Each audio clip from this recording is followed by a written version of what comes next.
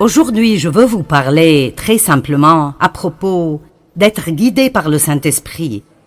Simplement être guidé par le Saint-Esprit. Dans 2 Corinthiens chapitre 3, verset 8, Paul a dit que, en tant que serviteur de Dieu, il devait s'assurer que les gens obtiennent et soient guidés par le Saint-Esprit. Il a dit le ministère au service de l'Esprit. Ce ministère spirituel qui est de faire que les hommes obtiennent et soient gouvernés par le Saint-Esprit sera bien plus glorieux encore que quand la loi a été donnée. Pensez à cela. C'est ce que je fais, et c'est la responsabilité de tout serviteur, d'enseigner aux gens toute la parole de Dieu, mais surtout enseigner aux gens comment vivre une vie où ils sont remplis du Saint-Esprit tout le temps, littéralement remplis du Saint-Esprit tout le temps. Et je veux encourager chacun d'entre vous aujourd'hui et chaque jour de votre vie à prier pour que vous soyez remplis jusqu'à déborder de la présence et de la puissance du Saint-Esprit. Le monde est dans un état désespéré et quand les gens sont autour d'un croyant, il doit y avoir un débordement qui sort de nos vies, qui fera une différence pour quelqu'un d'autre. Et je veux avoir ce débordement dans ma vie jusqu'au point où je n'ai pas nécessairement besoin de prêcher à quiconque, et je ne parle pas de comme je le fais maintenant, mais quand je vais à la pharmacie ou au supermarché, je veux que les gens sachent qu'il y a une différence dans ma vie. Et je crois que c'est ma responsabilité, en tant que serviteur, d'enseigner tout le conseil de la parole de Dieu, mais particulièrement de savoir plus à propos du ministère du Saint-Esprit.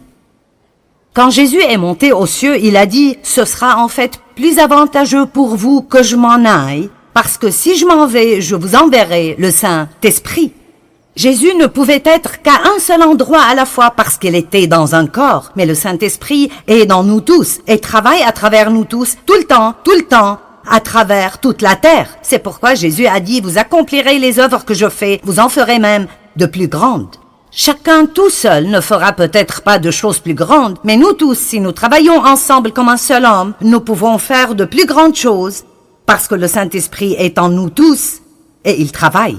Donc nous voulons obtenir et être remplis de et guidés par le Saint-Esprit. Maintenant, être guidé par le Saint-Esprit est quelque chose de vraiment majeur. Et j'étais une chrétienne pour beaucoup d'années. Et même si j'aimais Dieu et j'allais à l'église régulièrement, je n'étais pas guidée par le Saint-Esprit. J'étais guidée par moi-même. J'étais guidée par Joyce et ce que je voulais faire, et cela s'appelle la chrétienté charnelle. C'est de cela que Paul parlait quand il parlait à propos de personnes qui étaient charnelles. Mais quand nous apprenons comment être guidés par le Saint-Esprit nous guide hors de l'esclavage et dans la victoire. Il nous montre quoi faire quand nous avons des problèmes dans certaines situations. Il nous guide dans de grandes décisions spirituelles majeures et qui changent nos vies, et il nous guide dans les petites choses de tous les jours qui ne feraient probablement aucune différence pour quiconque d'autre que vous. Nous avons besoin d'avoir ce genre de relation proche avec le Saint-Esprit. Donc il dit, je veux que vous soyez remplis et guidés par le Saint-Esprit. Maintenant, 1 Thessaloniciens chapitre 5, versets 22, 23 et 24. Retenez ce qui est bon et gardez-vous de ce qui est mauvais sous quelque forme et quelque type que ce soit. Que le Dieu de paix lui-même vous rende entièrement saints, qu'il vous sépare des choses profanes, vous rende purs et entièrement consacrés à Dieu, et qu'il vous garde parfaitement esprit, âme et corps. Maintenant comprenez cela. Votre esprit, votre âme et votre corps, votre esprit, votre âme et votre corps.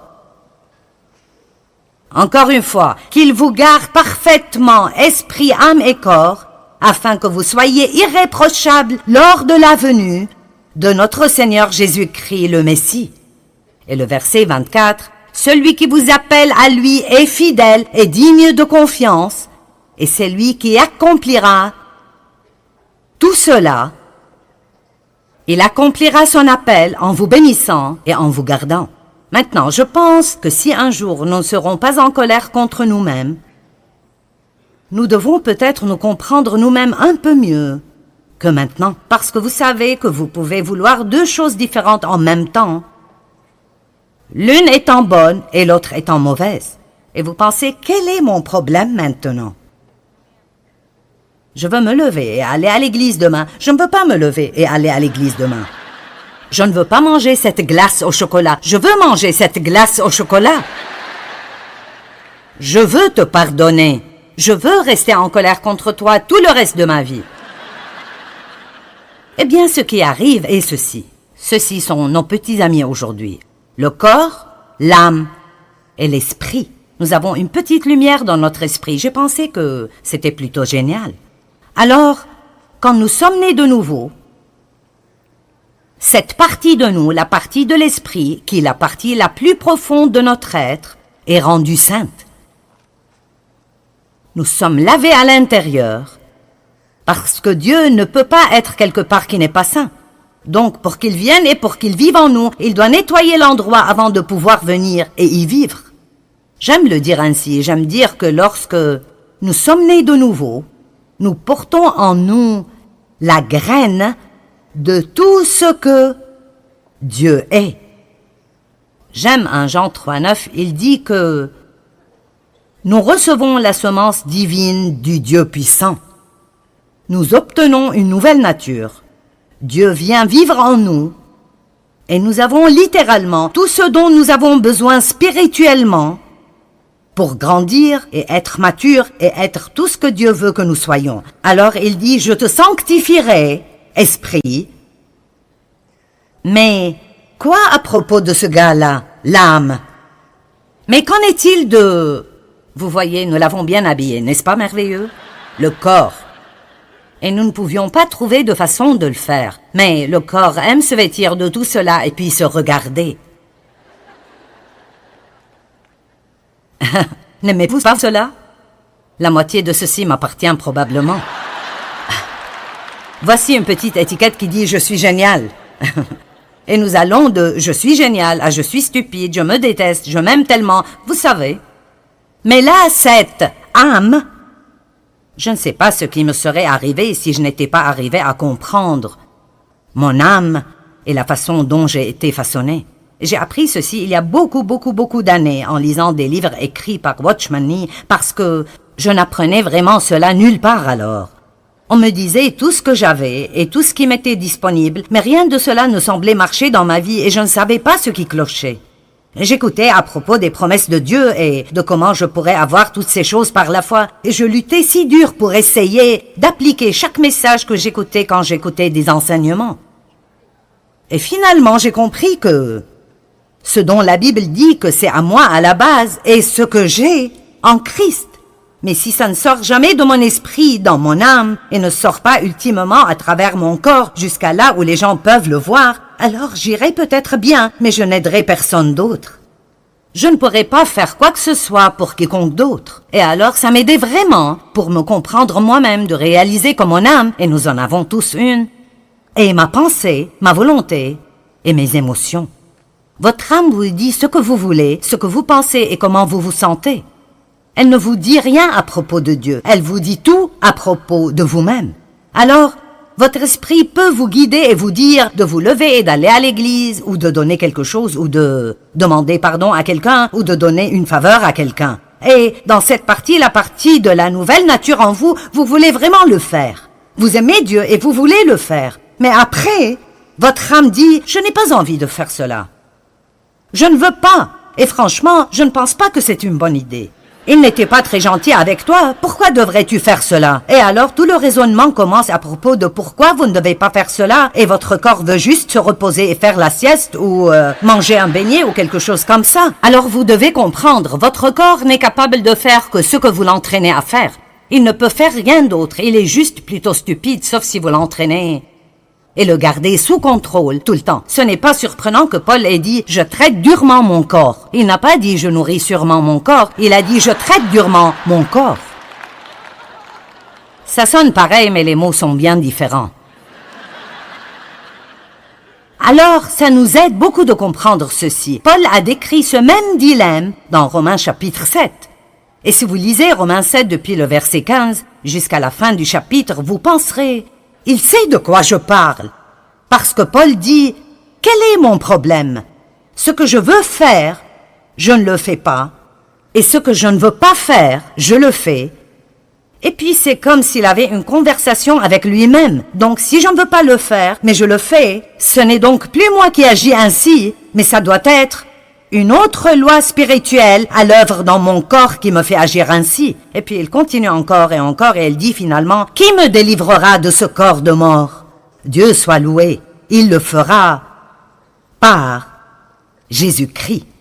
Donc, si nous revenons à 1 Thessaloniciens, il a dit, « Je vous sanctifierai, corps, âme et esprit. Je le ferai. J'accomplirai mon appel en vous sanctifiant. » Nous voyons que Jésus est le chef et le consommateur de la foi. La Bible nous enseigne dans Philippiens 1:6 que celui qui a commencé en vous cette bonne œuvre la rendra parfaite pour le jour de Jésus-Christ. Eh bien, si Dieu fera tout cela, et si j'ai été sauvé depuis 25 ans et je me suis toujours un désastre, si j'ai été sauvé depuis 25 ans et je suis toujours un désastre,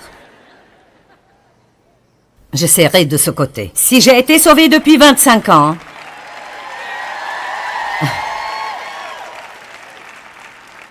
est-ce que quelqu'un sait de quoi je parle? Amen. Alors quelque chose va mal. Donc, qu'est-ce qui cloche? Je veux dire, Dieu a promis qu'il le ferait. Mais si ça n'arrive pas, alors, quel est le problème? Eh bien, peut-être que vous ne savez pas comment vous appuyer sur la grâce de Dieu, ni comment vraiment dépendre de lui, ni comment recevoir sa grâce. Mais aussi, peut-être que nous ne coopérons pas avec et ne nous soumettons pas au Saint-Esprit. J'aime dire tout le temps que nous sommes les partenaires de Dieu. Dieu a sa part et nous avons la nôtre. Dieu ne fera pas notre part et nous ne pouvons pas faire la sienne. Amen. Dieu ne fera pas ma part et je ne veux pas faire la sienne. Et je me mettrais dans les beaux pétrins si j'essayais de faire sa part. Je veux dire, j'ai tellement essayé de changer Dave et ça n'a simplement pas marché. Amen. J'ai essayé de changer mes enfants et ça n'a pas marché non plus. Nous essayons toujours de faire des choses que nous ne pouvons pas faire au lieu de faire ce que nous pouvons faire et de laisser Dieu faire ce que nous ne pouvons pas faire. Ça s'appelle la confiance. Dieu veut que nous jouissions de cette aventure. Alors, quelle est notre part? Vous savez, je crois que notre part est d'apprendre à laisser le Saint-Esprit nous guider. Et quand nous sentons que l'Esprit Saint nous demande de faire ou de ne pas faire quelque chose, nous ne devons pas lutter contre cela. Nous devons simplement nous abandonner au Saint-Esprit. Nous avons simplement besoin de dire « D'accord, tu es plus intelligent que moi, je suis passé par là 100 fois. Pourquoi est-ce que je continue d'insister à faire cela à ma façon et de passer par là une fois de plus ? Pourquoi ne pas dire « Tu es plus intelligent que moi, que tu sais ce que tu fais » et simplement abandonner? Mais nous sommes un peu têtus parfois. Ne sommes-nous pas un peu têtus parfois? Peut-être que ce n'est personne d'entre vous, mais je sais que je le suis. Le Saint-Esprit est l'agent de sanctification et quand la Bible parle de la sanctification, même si nous sommes déjà sanctifiés dans l'Esprit, il parle de notre sanctification totale. Totale. En d'autres termes, Dieu veut, je le dirais de cette façon, il ne veut pas juste être gardé dans cette boîte spirituelle. Il ne veut pas juste vivre dans cette petite boîte spirituelle où nous le laissons sortir le dimanche matin pendant 45 minutes et puis nous partons et le reste de la semaine, nous avons un autocollant sur notre voiture et une croix autour du cou, mais nous faisons exactement ce que nous voulons tout le temps. Ce n'est pas le but de Dieu pour nos vies. Son but est que nous nourrissions notre esprit de la parole de Dieu qui commence alors à renouveler nos pensées et puis cette parole commence à agir dans nos vies. Elle change nos pensées, elle change notre volonté et elle commence à contrôler nos émotions. Mais cela n'arrive pas sans que nous disions « Oui Seigneur, c'est ce que je veux dans ma vie ». Vous savez quoi? Dieu est un gentilhomme et il ne nous obligera pas à faire quoi que ce soit. Nous devons le vouloir. Et si vous étudiez le mot sanctification, c'est le même mot que sainteté. Et parfois, quand on parle de la sainteté, les gens sont un peu mal à l'aise. Mais la Bible dit que la sainteté est une récompense. C'est en fait une récompense. Quand vous vivez une vie sainte, c'est une récompense parce que vous ne vous sentez pas coupable et condamné tout le temps à cause de toutes ces choses que vous ne faites pas et que vous savez que vous devriez faire parce que Dieu vous a dit de les faire et vous ne l'avez pas écouté. Maintenant, vous avez des problèmes. Tout le monde reconnaît cette situation-là? D'accord. Tout le monde, bien sûr. Alors j'aimerais prendre la liberté ici de vous lire un peu de la définition du mot sanctification du dictionnaire grec Vine. Donc ce n'est pas quelque chose que je viens d'inventer. Ça vient des gens qui sont supposés savoir de quoi ils parlent. N'aimez-vous pas mettre le mot expert partout? Eh bien, ceci vient des experts.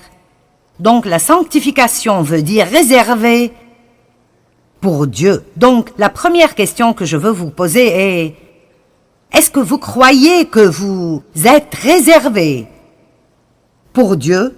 Vous ne vous appartenez pas, vous avez été acheté, d'après la Bible, acheté par quelque chose de précieux, le sang de Jésus-Christ. Et cette croix qui est en haut, je leur ai demandé de mettre ça là ce week-end, parce que je veux continuer à rappeler les gens du prix que Jésus a payé pour cette liberté que nous avons quand il a été cloué sur cette croix et a souffert et a saigné et est mort et a payé pour nos péchés.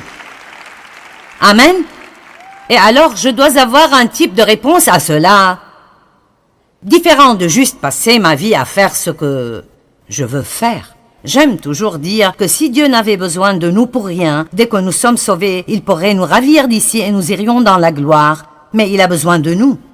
Nous sommes les mains et les pieds, les yeux, les bras, la bouche, les oreilles de Jésus. Il appelle le monde à travers nous. Donc, mis à part pour Dieu.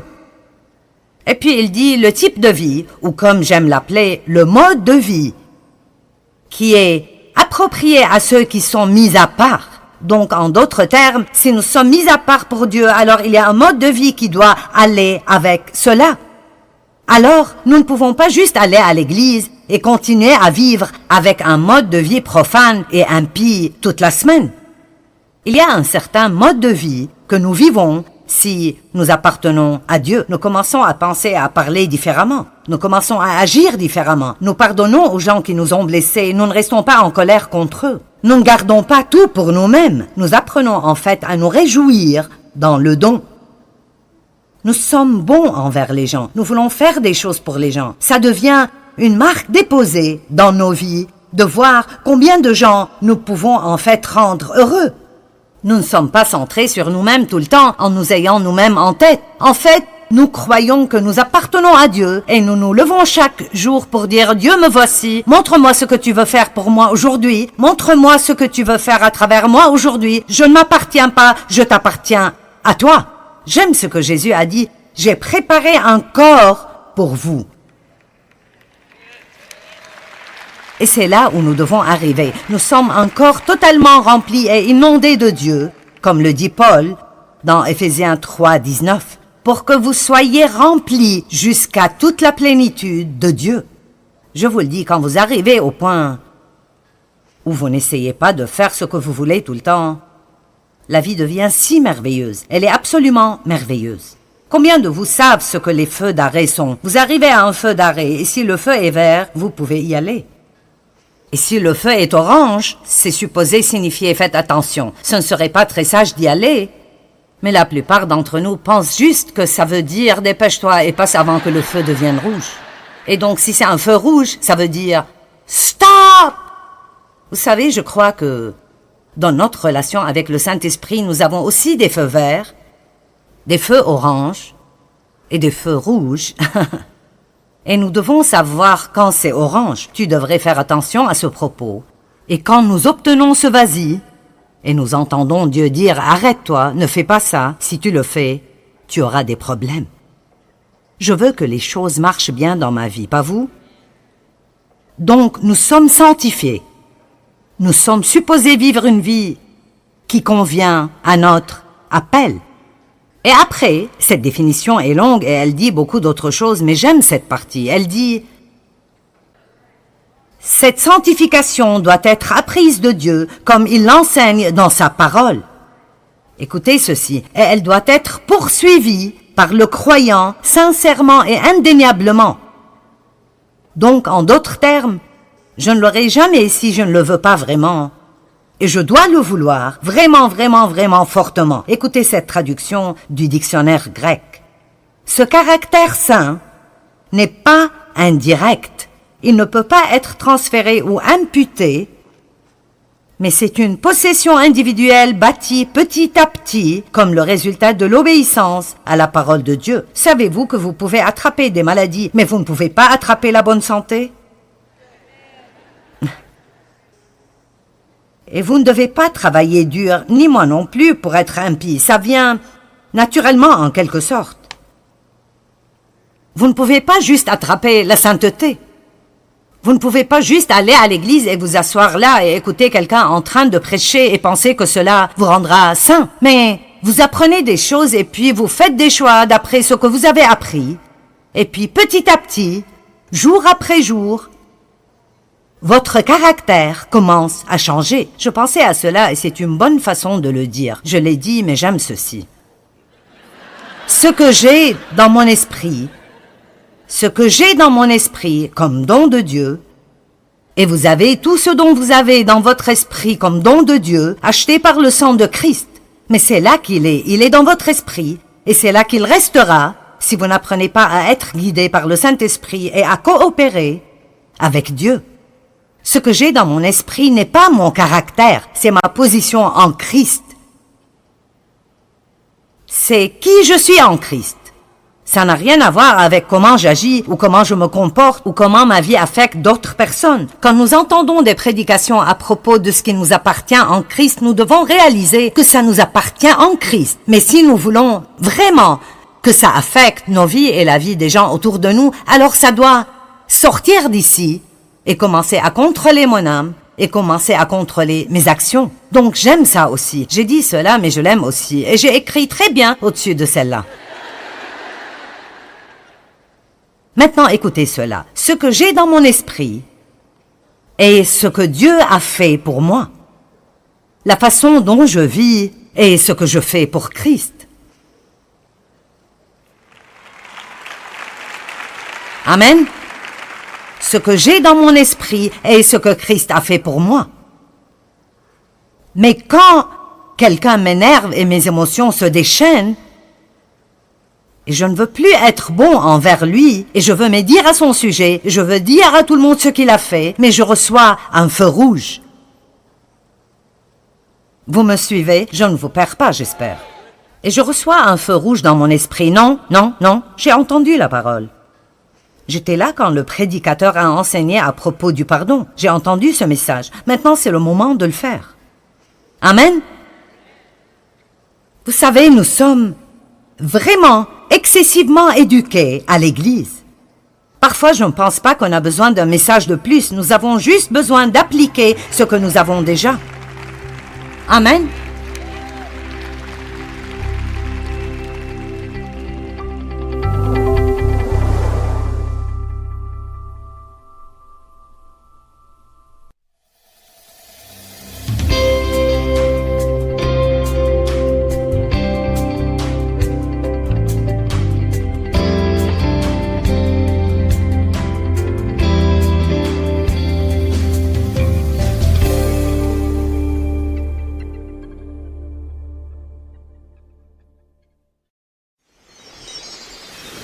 Dieu a déjà préparé quelque chose pour vous, mais vous, êtes-vous prêt à recevoir ce que Dieu vous a préparé? Restez avec nous dans Jouissez de votre vie.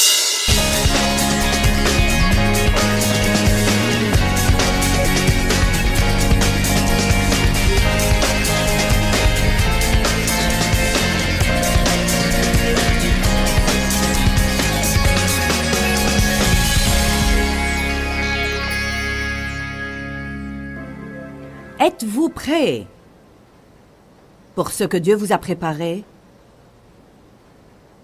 Et vous savez, si vous ne l'êtes pas, quoique Dieu vous ait déjà préparé des choses, vous ne les recevrez jamais. Quand on arrivera au ciel, combien de bénédictions non réclamées va-t-on trouver avec notre nom dessus, qui étaient en réserve dans notre casier? Je crois vraiment ce que je dis. Et je peux le prouver bibliquement. Quand Dieu a posé les fondements de la terre, et même avant même qu'on ait existé dans le sein maternel, comme Dieu voit la fin dès le commencement, et qu'il sait ce qu'est sa volonté pour chacun de nous, Dieu a des bénédictions incroyablement merveilleuses, formidables et radicales. Bénédiction de circonstance. Bénédiction d'accointance. Toute bénédiction n'est pas forcément une bénédiction financière. Et bien sûr, des bénédictions financières. Et non seulement bénédictions, mais faveurs. Savez-vous comme c'est merveilleux d'avoir la faveur? Ou d'être suffisamment conduit par l'Esprit de Dieu pour être à la bonne place au bon moment? Moi, je voudrais certainement réclamer et profiter et apprécier autant de mes bénédictions et autant de mon héritage qu'il m'est possible d'avoir. Pour deux raisons. Premièrement, nous voulons tous jouir de la vie. Et deuxièmement, je crois que Jésus est mort pour cette raison. Et je crois que ça lui apporte de la joie. Quand on devient assez adulte pour pouvoir recevoir la plénitude de ce qu'il a pour nous. Je ne sais pas si vous pensez différemment, mais moi, je ne veux pas passer ma vie à parler de la terre promise et ne jamais y entrer.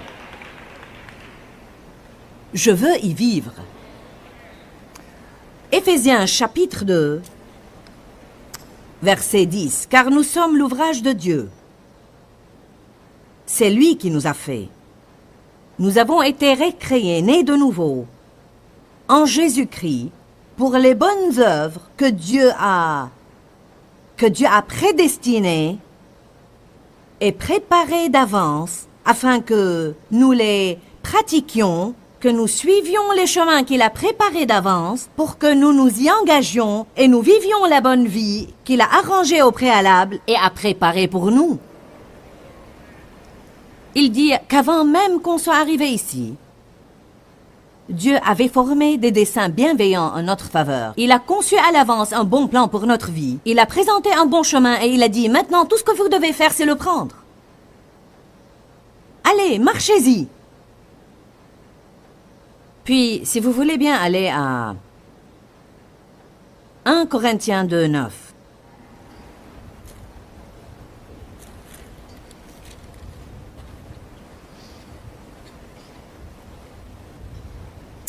Dans une certaine mesure, recevoir. Je voudrais éclaircir ce point avant de lire ce verset. Recevoir la plénitude de votre héritage, c'est en partie croire. En fait, le verbe croire signifie recevoir et le verbe recevoir signifie croire. Pour être très franche avec vous, on a toujours jusqu'à présent beaucoup de problèmes avec ce qu'on croit. C'est tellement difficile de ne pas croire ce qu'on voit devant nous. Dans l'économie de Dieu, et ce que j'entends par l'économie de Dieu, c'est la manière dont Dieu fait les choses. Suivant les lois spirituelles, parce qu'il y a des lois spirituelles qui régissent le royaume de Dieu. Il y a des lois spirituelles qui gouvernent les choses du royaume. Les semailles et la moisson, par exemple, sont une loi spirituelle. Vous ne pouvez pas l'éviter, ça marche à chaque fois. Vous moissonnez ce que vous semez. Un point, c'est tout, c'est sans discussion. Qui sème la miséricorde moissonnera la miséricorde. Qui sème largement moissonnera largement. Qui sème chichement avec une mauvaise attitude moissonnera chichement avec une mauvaise attitude. Ah, si l'on apprenait que cette seule loi, ce que l'homme sème, il le récoltera.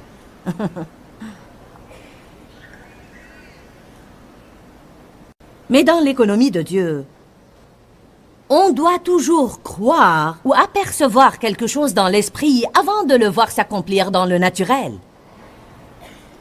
Que recèle l'avenir? Pour demain, qu'est-ce que l'avenir nous réserve? Alors je dois vous demander, bon, que voyez-vous? Certains ne voient rien. Je vais vous dire quelque chose. Travailler dans le domaine de l'esprit et retirer des choses de l'esprit par la foi, c'est une sorte de travail. C'est un travail spirituel, mais ce travail est du genre qui exige un effort. Un effort spirituel. La prière demande un effort. Utiliser son imagination pour des saintes choses demande un effort. Ne faites aucun effort pour que votre imagination aille dans une mauvaise direction. Mais Dieu nous a donné cette imagination pour un but saint. Cela sera le sujet de mon enseignement pour demain. Oh mon Dieu! On doit examiner ce que l'on croit encore et encore. Qu'est-ce que je crois? À quoi je m'attends? Qu'est-ce que je pense? Qu'est-ce que je recherche?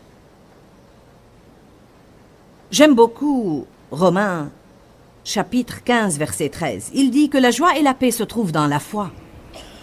Si ma croyance est correcte, je serai en paix. Si ma foi est exacte, j'aurai la joie. Recevoir en partie, c'est croire. Vision, espérance, foi, désir, toutes ces choses font partie indispensable de recevoir. Si vous n'avez aucune vision, vous n'allez rien recevoir. Je pense que c'était hier soir ou ce matin que je vous ai dit comment j'avais pris ce saut de la foi selon Éphésiens 3:20 qui dit « Dieu peut faire au-delà, infiniment au-delà, de tout ce que nous pourrons jamais oser espérer, demander ou imaginer. » Vous devez espérer avec hardiesse, prier des prières audacieuses et avoir foi pour de grandes choses. Je préfère avoir foi pour beaucoup et n'en recevoir qu'une partie, que d'avoir foi pour rien et en obtenir le tout.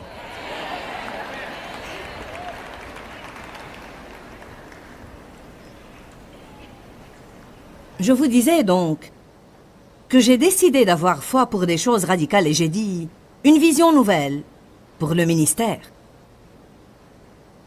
Je veux passer à la télé dans chaque pays, chaque ville, chaque jour. Chaque pays, chaque ville, chaque jour.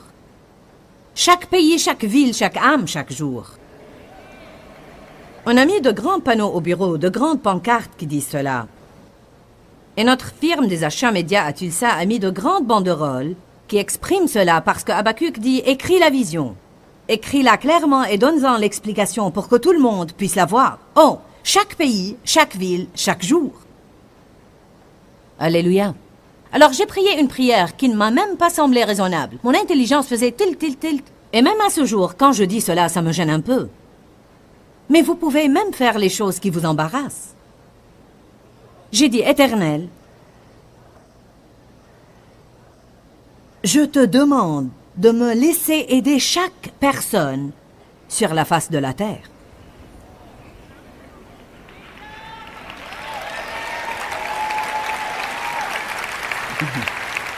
Voyez maintenant, certains diraient « Hé, pour qui tu te prends ?» Absolument personne.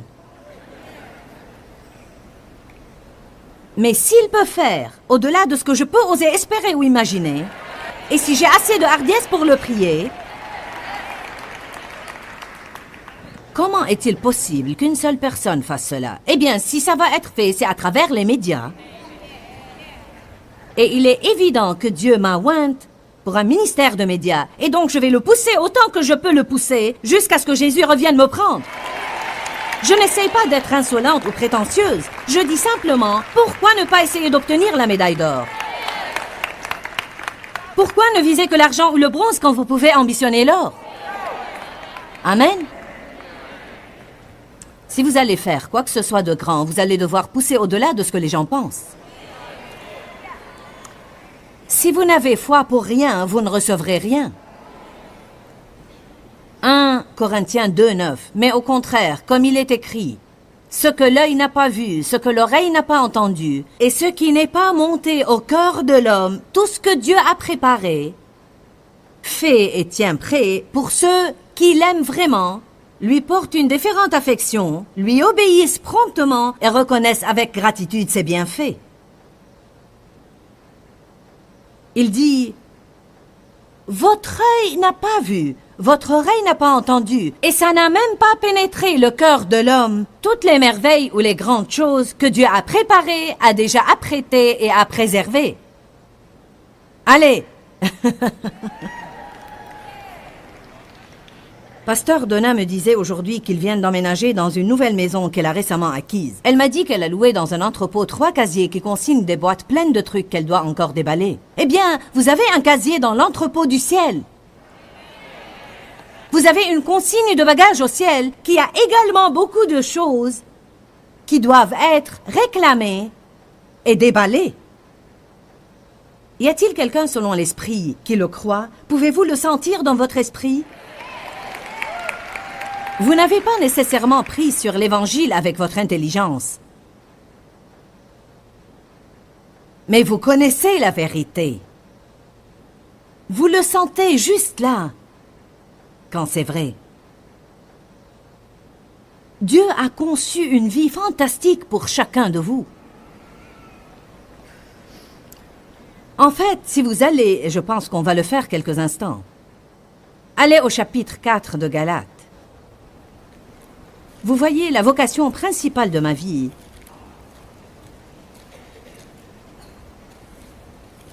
est vraiment d'aider les croyants. On me désigne comme évangéliste parce que les gens appellent tous ceux qui voyagent par ce nom ministériel. Mais le don que j'ai réellement, un don très prononcé n'est pas celui d'un évangéliste, bien que beaucoup de personnes naissent de nouveau par suite de notre ministère, et j'en suis éternellement reconnaissante. Mon appel est plutôt aux croyants pour leur apprendre à grandir et à devenir adultes, pour qu'ils saisissent ce que Jésus est mort pour leur donner. Voilà pourquoi c'est vous que j'ai à cœur. Ça me brise le cœur de voir des gens vivre dans la pauvreté quand elles peuvent avoir la prospérité. Ça me fait de la peine de voir les gens passer leur vie déprimés quand la joie leur est aisément disponible.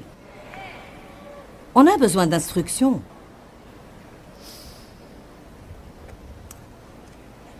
Galates chapitre 4, verset 1 dit « Aussi longtemps que l'héritier, que tout le monde dise « c'est moi ». Aussi longtemps que l'héritier ou l'héritière est enfant et est mineur, il ne diffère en rien d'un esclave, quoiqu'il soit le maître de tout le domaine. Mais il est soumis à des tuteurs et des administrateurs et des régisseurs jusqu'à la date fixée par son père. Bon. On peut expliquer ces versets de plusieurs manières, mais ce que Dieu m'a montré il y a longtemps, c'est que l'Esprit Saint est comme le régisseur. Jésus a dit quand il est parti, j'enverrai l'Esprit Saint pour me représenter, pour être à ma place, et il vous enseignera la vérité. Il vous conduira dans la vérité, il vous rappellera ce que j'ai dit, et il transférera en votre nom. C'est ce que l'Écriture dit dans Jean 16. Tout ce que le Père possède. Jésus dit, tout ce que possède mon Père est à moi. Et le Saint-Esprit vous le transférera et il sera vôtre. Donc, tout ce que Dieu possède, Jésus est mort et s'est tenu à la brèche pour pouvoir le recevoir du Père étant le sacrifice parfait et puis nous le donner par sa grâce et miséricorde, alors que nous faisons deux choses. Non seulement y avoir foi, mais aussi nous y préparer. Dieu a déjà préparé quelque chose pour vous, mais vous, êtes-vous prêt à recevoir ce que Dieu vous a préparé? Il dit, un héritier ou une héritière peut légalement être maître de toute la propriété, et malgré cela, dans sa vie concrète, ne différer en rien d'un esclave tant qu'il est enfant. Exemple pratique. Tous nos enfants ont maintenant atteint la majorité et recevront une part égale de tout argent ou propriété que nous laisserons. Mais notre plus jeune fils n'avait que 11-12 ans quand nous avions fait notre premier testament. Dans ce testament, nos directives étaient qu'il ne recevrait sa part de l'héritage que quand il aura 21 ans. Bon, pourquoi avons-nous fait cela? Non pas parce que nous l'aimions moins que les trois autres, mais nous l'avons fait car nous l'aimions, et nous savions qu'en tant qu'enfant, il n'aurait pas assez de sagesse pour savoir ce qu'il doit faire avec l'argent, et nous ne voulions pas que ça lui nuise.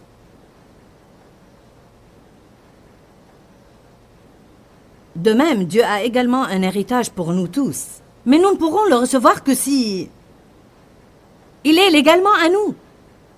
C'est pourquoi vous entendez des prédicateurs vous exhorter à propos des promesses et comment on a toutes ces choses en entrepôt pour nous achetées par le sang de Jésus. Ça pourrait déconcerter les gens s'ils ne comprennent pas cette deuxième partie parce qu'ils pensent « j'entends parler de cette terre promise ». Et j'entends parler de toutes ces promesses et toutes ces bonnes choses et la prospérité et la guérison et le succès et toute cette victoire. Quel est donc mon problème? Ne me jetez pas des pierres. Grandissez.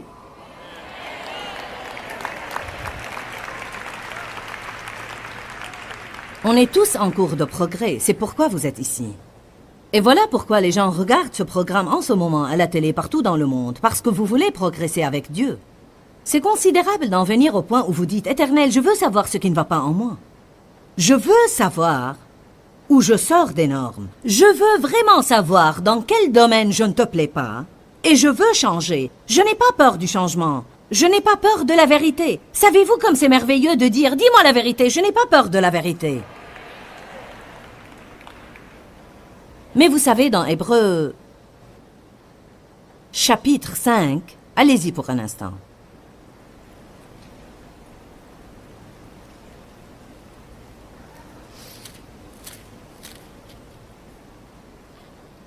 Dans Hébreux chapitre 5, à commencer par le verset 12, Paul dit à ses croyants remplis du Saint-Esprit, baptisés dans le Saint-Esprit et qui opèrent dans ses dons, il leur dit, « Vous qui depuis longtemps devriez enseigner les autres, vous avez encore besoin qu'on vous enseigne les principes élémentaires des paroles de Dieu. Vous en êtes venus à avoir besoin de lait et non de nourriture solide.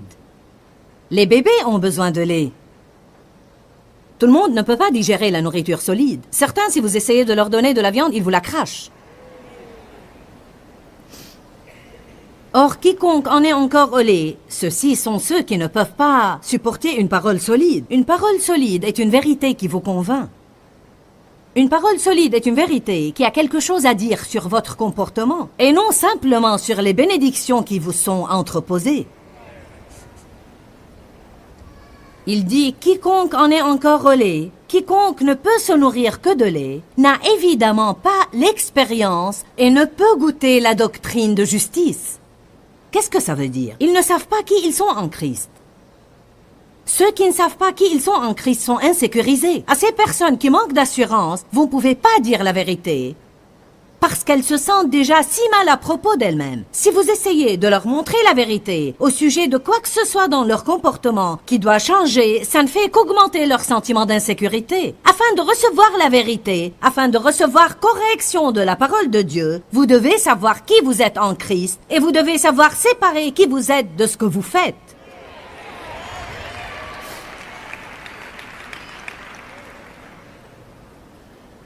Vous voyez, une personne qui sait vraiment qui elle est en Christ, prenons par exemple aujourd'hui, parlons des personnes qui sont vraiment créatives et comment on trouve parfois si difficile de corriger une personne dont l'esprit est créatif. Parfois, les gens qui sont très créatifs sont également très sensibles.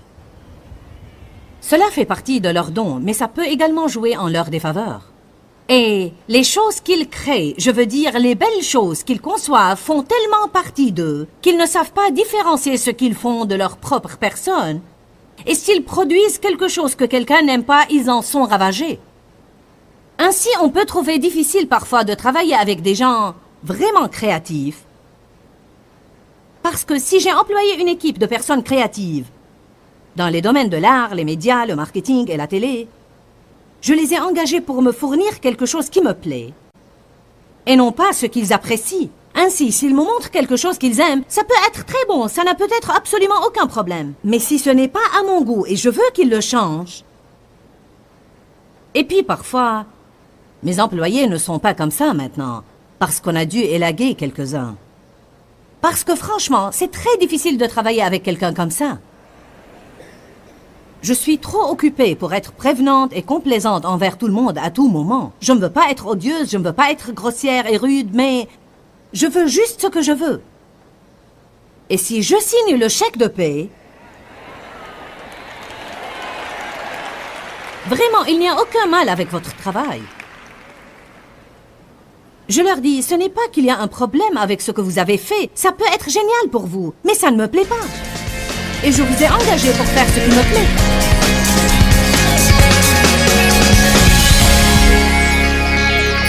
Eh bien, êtes-vous prêts pour tout ce que Dieu a préparé pour vous? C'est une question qu'on a tous besoin de nous poser, parce que je crois vraiment que Dieu a de merveilleuses choses prévues pour votre avenir. Mais peut-être que vous devez vous préparer pour cela maintenant. Est-ce que Dieu est en train d'agir sur vous? La Bible nous dit qu'on doit grandir en Dieu, on doit devenir adulte. On doit faire mourir les convoitises de la chair et nous préparer pour ce que Jésus est mort pour nous offrir. Il veut que nous jouissions de nos vies et on doit réclamer le plus possible de cet héritage qui est le nôtre. Je vous encourage aujourd'hui à faire que ce temps dans votre vie soit un temps de préparation pour ce que Dieu a conçu pour vous à l'avenir. Que recèle votre avenir? Votre avenir comprend de grandes choses. Je crois que l'avenir de chaque personne renferme de grandes choses, mais si vous ne vous préparez pas pour ces choses-là, quand le temps viendra où Dieu voudra les libérer dans votre vie, il devra vous passer outre parce que vous n'avez pas fait ce que Dieu vous a dit de faire quand il vous a dit de le faire. Croyez-moi, l'obéissance est très importante. Et non seulement l'obéissance partielle, mais l'obéissance complète. Pourquoi, Seigneur, pourquoi? Dans ce livret, Joyce Meyer nous enseigne à travers la parole comment être délivré de la confusion. Pour obtenir ce livret gratuitement, écrivez-nous à Joyce Meyer, boîte postale 40095-6300 Larnaca, Chypre. Ou bien visitez notre site web www.joycemeyer.org/fr.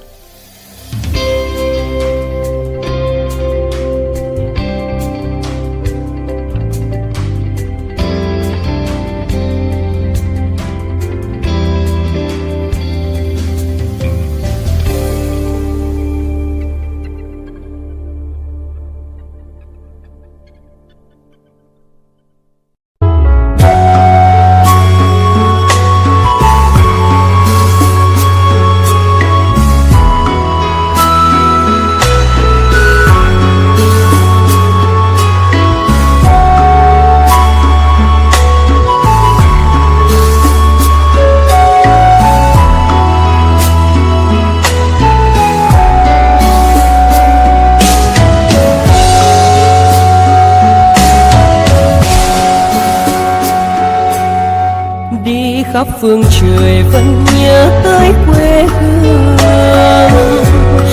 Người về đây thăm làng trù quê mẹ và làng sen quê cha, xúc động bồi hồi người rơi giọt lệ, thương mái nhà tranh thương đất mẹ nghèo.